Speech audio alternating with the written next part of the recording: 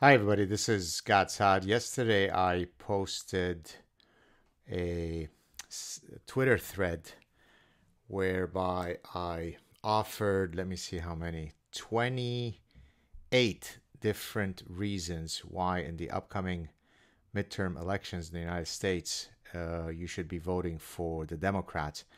And I thought that since some of you may perhaps not be following me on social media, which of course would be a grave mistake, then I should read you here. Uh, and I'll also post it on my podcast uh, why you should vote for Democrats. So here we go. Number one, women can have penises. This is very much a position rooted in progressive biology that is a central feature of the Democratic Party. Number two, boys can menstruate.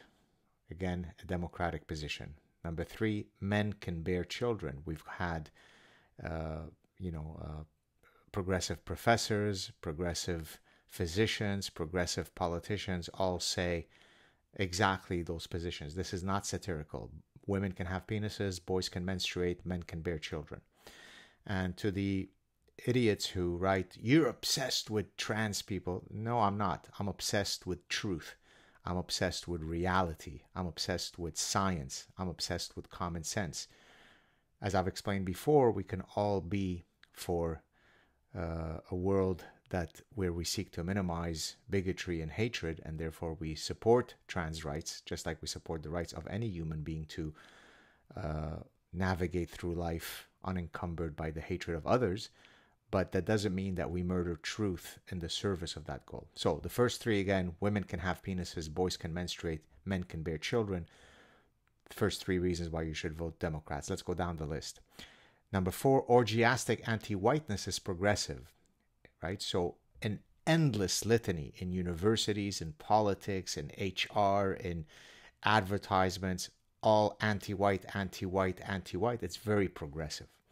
Number five, the scientific method is white supremacy. This is not satirical, right? I explain in the Parasitic Mind the science must fall movement. I explain in the Parasitic Mind that the scientific method has been viewed as a form of whiteness. There are other ways of knowing, indigenous ways of knowing, First Nations ways of knowing, queer ways of knowing that are inherently different from the scientific method.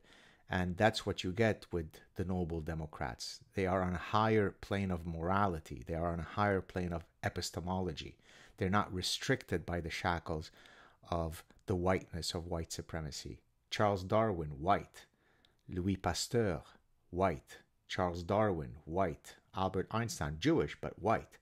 So we need to break free of those shackles, and therefore you have to vote for the Democrats. This is not satirical. This is not quack. This is part and parcel of the Democratic Party. Number six, national borders are racist. There are all sorts of people coming from the south of the border that have a darker skin hue. The U.S. is, if they try to stop them, that's racist. The Democrats would put an end to this disgusting practice of having national borders. Disgusting practice of having walls that protect the integrity and the sovereignty of your nation. They are not shackled by such bigotry. Number seven, as Joe Biden has explained, inflation is good for the economy. First, it was transitory, so it was transitorily good. But now that inflation seems to be, settling in nicely and permanently, only good things can come of that. So inflation is good for the economy. Number eight, the penal system must be dismantled. To the extent that there are more people of color who go to prison, that has to be because the system is racist. You need to have as many people from Laos, from Bolivia, from Armenia that are put to death. If you have too much of one group of people, it doesn't matter if they commit more crimes than other groups. That's simply not fair. And therefore, the penal system is unjust. Where are the people from Japan who are put to death, from Japanese Americans? Not enough of them are in prison. Therefore, it's racist. Therefore, we dismantle the penal system. A progressive idea. This is not satirical. I am repeating. I might be editorializing in a satirical way, but those are the positions of the Democratic Party. Number nine, defund the police. Now, of course, everybody's saying, what, me? I never said defund the police. And then you play literally them saying, we must defund the police. No, you misunderstood. I didn't mean defund the police when I said defund the police. Number 9, critical race theory is the path to success. You need to inculcate children with critical race theory. There are oppressors, there are victims. Oppressors are white, victims are noble people of color. You need to inculcate children straight out of the womb with these wonderful ideas. Ibram Kendi, Robin DiAngelo, white fragility, and so on. This is wonderful. It will advance them in becoming great physicians and engineers and scientists and lawyers. Critical race theory, critical legal theory. These are wonderful, wonderful practices. Number 10, children should still be under COVID lockdowns. It's still the pandemic is raging, and we need to find a way to keep children masked. The Democrats and the teachers' union leaders who are adults can stand for a photo op without masks, but the children should always be masked, and they should be masked probably until the end of their lives. Number 11, every home and building should be retrofitted to be more green. With a green economy, we'll create more jobs. It will fuel the economy. So we dismantle all the buildings, every single one, every home, create more green jobs. And this is the way to go. It'll cost, $50, $100 trillion. But it is possible that in 90 to 100 years, we may or may not have a reduction of plus or minus 0.007 degrees Celsius on Earth. So it's all looking on the up and up. Spending $100 trillion seems like a good idea. All right, moving on. 12, domestic oil is the rape of Mother Earth. That's literally the case. It's in Canada. It's in the US. You don't drill. You don't have drilling for oil, for fossil fuels, because that's unsustainable. It's a form of rape of Mother Earth, and therefore we must put an end to that. We must move to renewable energy like solar panels and windmills. So, for example, I'm going to Stanford tomorrow to speak at an academic freedom conference. I'm taking a wind-powered plane to Stanford because I bought into the Greta Thunberg very viable plan of completely, getting weaned off fossil fuels. Number 13, taxes are too low. Guys like me who pay 58% of just their income to taxes, what an asshole I am. I get to keep 42%, of which 42% you then take 15% if I spend anything, and then property tax, and then school tax, and then carbon tax, and then oil tax. So I'm left with roughly 30 cents to the dollar. So all I'm paying is roughly 70% of my income. So I get to keep 30%, meaning that I work from January 1st till roughly September to pay for other people. What kind of disgusting entitled pig I am that I get to keep my money starting mid-September. We have to tax the successful people more. The Democrats are all for that. Good job. Number 14, diversity, inclusion, and equity should form the basis of everything. Everything should be about diversity, inclusion, and equity, except in two situations. In the NFL or in the NBA, everything is perfectly fine. We don't have to abide by the die religion. But everywhere else where there isn't an equitable, distribution of racial outcomes, transgender outcomes, then we need to impose it. Okay? So why are there no more, or aren't there any more professors of pure mathematics who are transgender people of color? The reason why there aren't is probably because of transphobia and because of racism and maybe even sexism. And again, this is not satirical. Every single thing in university settings now is completely driven by a moral panic, a hysteria of diversity, inclusion, and equity. Meritocracy is out. Diversity, inclusion, and equity. Read The Parasitic Mind. This is why you should be supporting the Democrats. Number 15 is one that I strongly believe in as an educator myself. Twerking drag queens improve children's reading comprehension.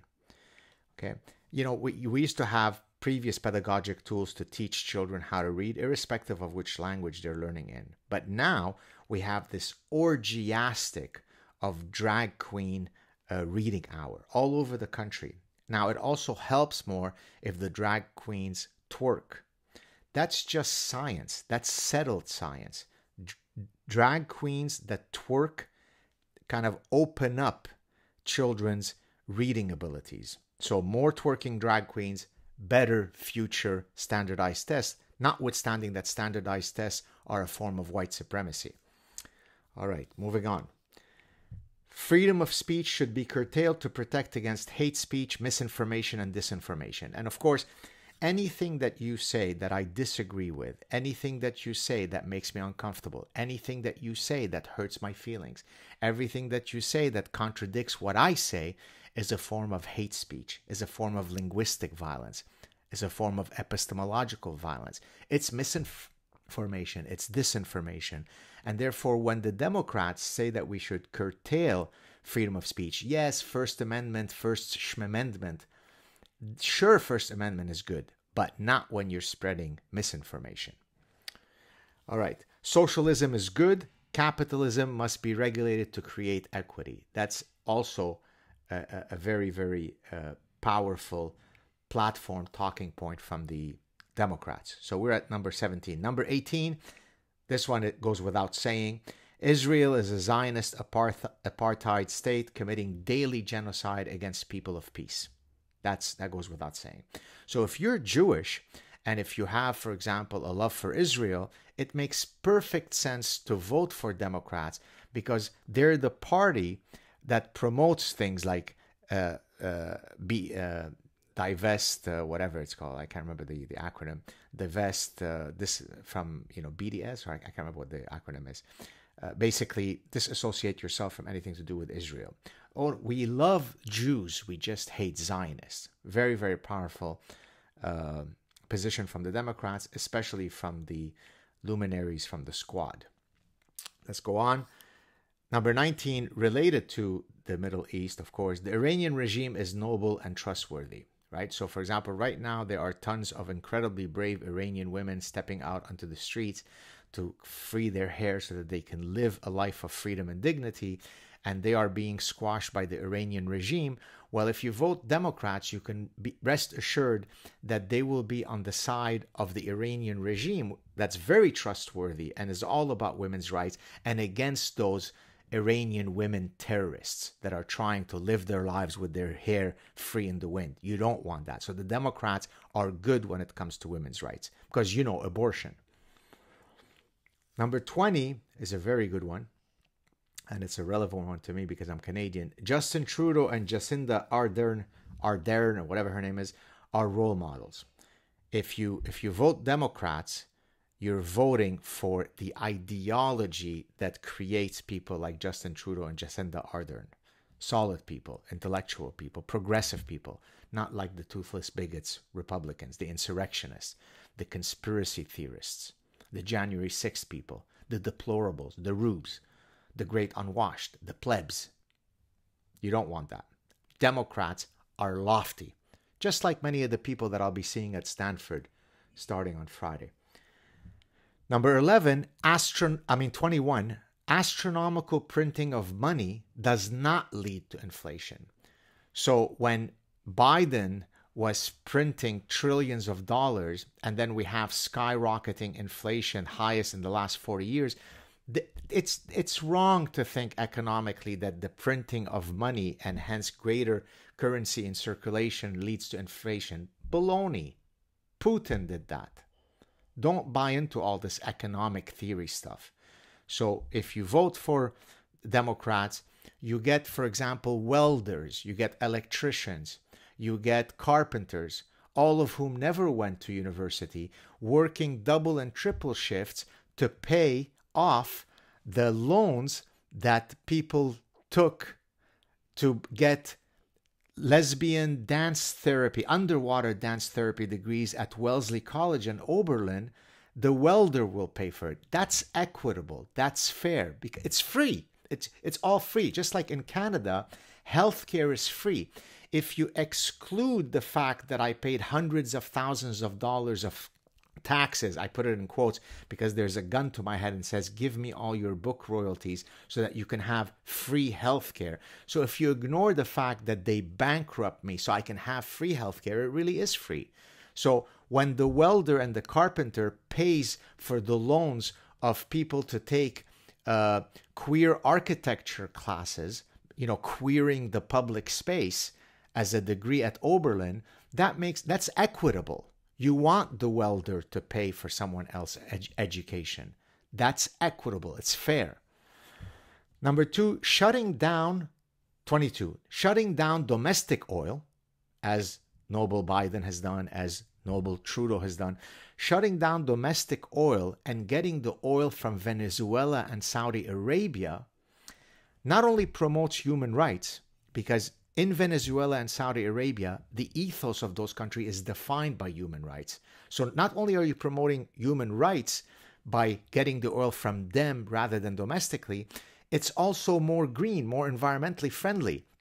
Because rather than using the very stringent environmental laws of Canada and the US, where it's much cleaner to get the oil, why not go to Venezuela and to Saudi Arabia, where they have much more lax laws? It just feels as though you're going to noble people to get the oil, therefore it's somehow more green. So that's also very powerful in terms of its logic. Number 23, this is a very powerful one, and I completely agree with it. Any theft under $950 is not theft. So let's say you put a laptop. Your laptop is worth $900. All your life's work is in there. Someone steals it. It's not theft. It has to be $951 for it to be theft. On a related note, there are now many crimes that you don't get to stay in jail. It's there's no bail. There's nothing. You're out. Even up to second-degree murder. That's noble because we know that the real victims of crime are the criminals. So the progressives and the Democrats are very keen on standing and protecting the rights of the criminals. The old ladies that get attacked on a daily basis, the women that get raped, the people that get holed up, the carjackings, it's the, quote, victim that's really the victimizer. Why is that young person, noble person of color beating the crap out of the Asian American woman? That's because of white supremacy. So you see what I mean? The black guy is beating the hell out of the elderly Asian American woman because of white supremacy. So we need to dismantle the penal system to protect people of color who are beating up the elderly Asian women. That's just logical. It makes sense. Nothing, by the way, in what I'm saying is satirical. I'm using what appears to be a satirical tone, but it is literally the positions of the noble Democrats. Let's keep going.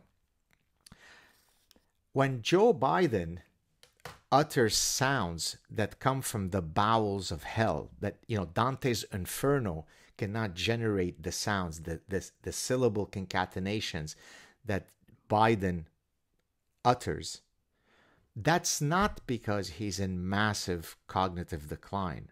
That's because he stutters. Okay?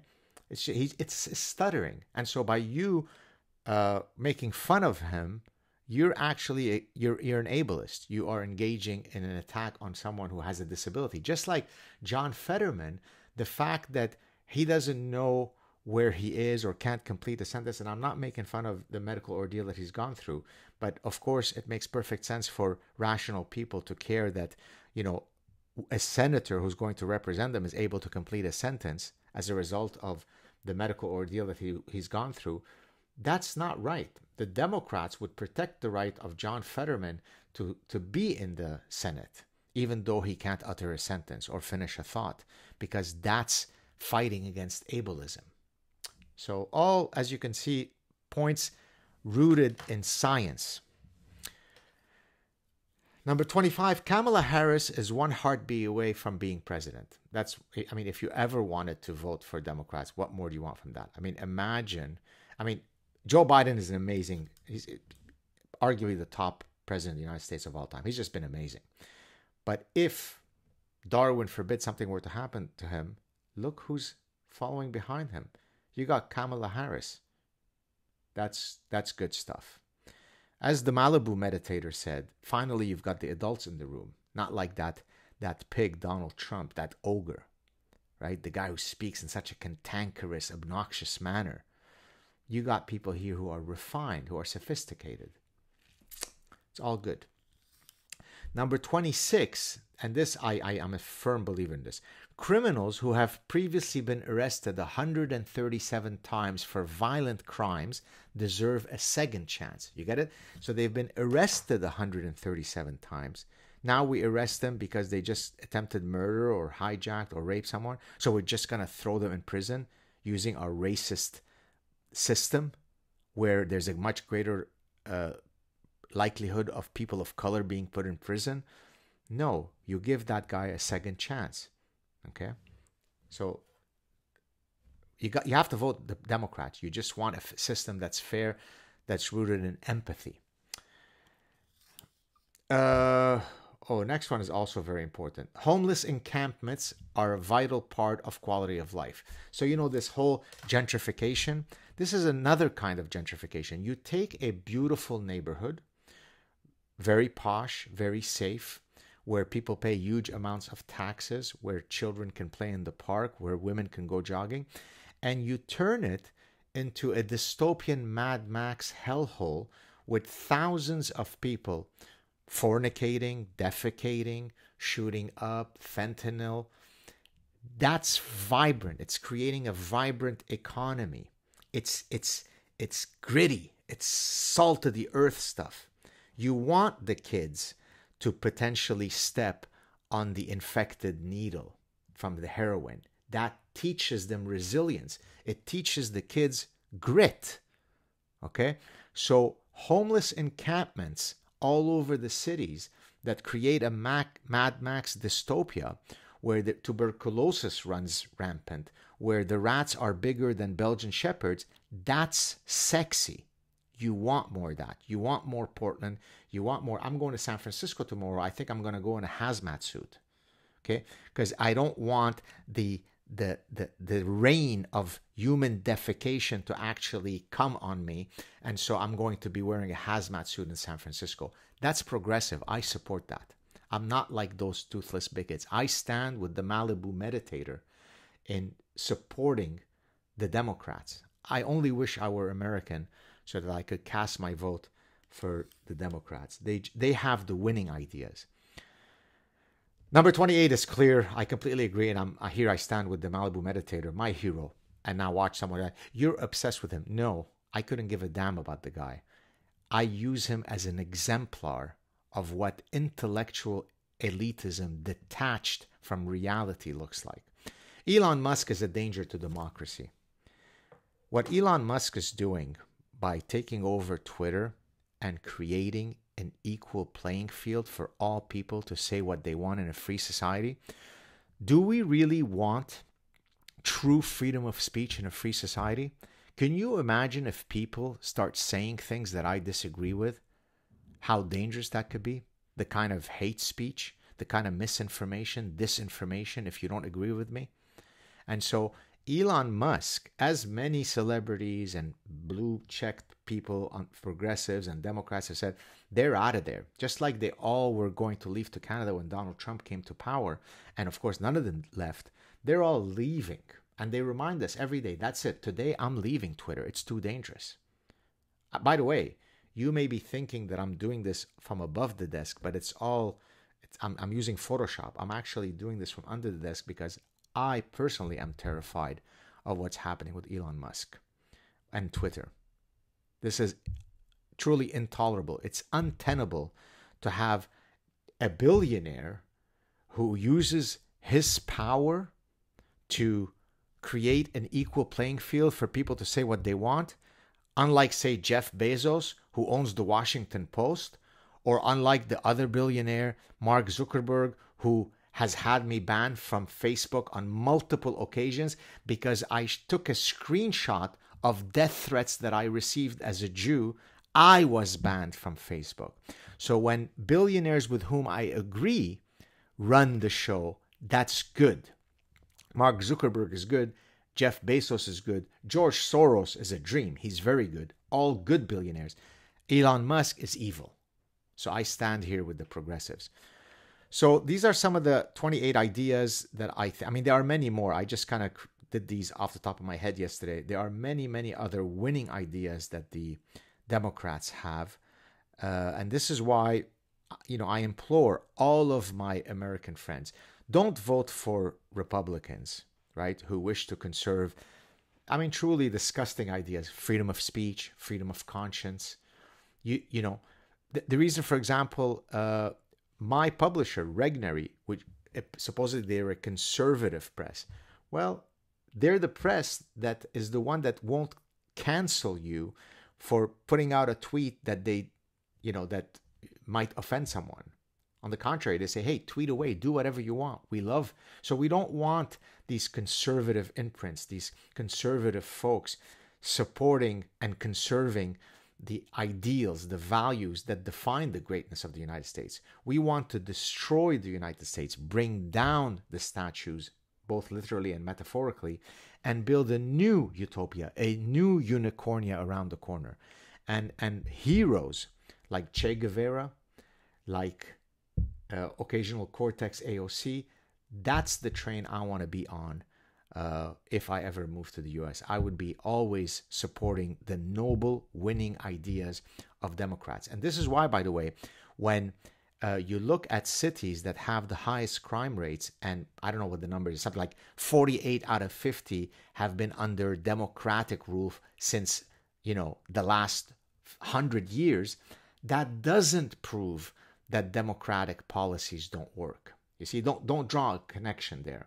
So if for the past 100 years you've had monopolistic political power in a city, and then you do a ranking of all the cities that are the most dangerous, and most of them are run by Democrats, don't come to any conclusions. Democratic ideas are winning despite those pesky data points. Don't believe data. Don't believe your lying eyes. Those people who mugged you were actually doing you a favor. Democrats are winners. Vote for them. Good luck, United States. You've had a nice run.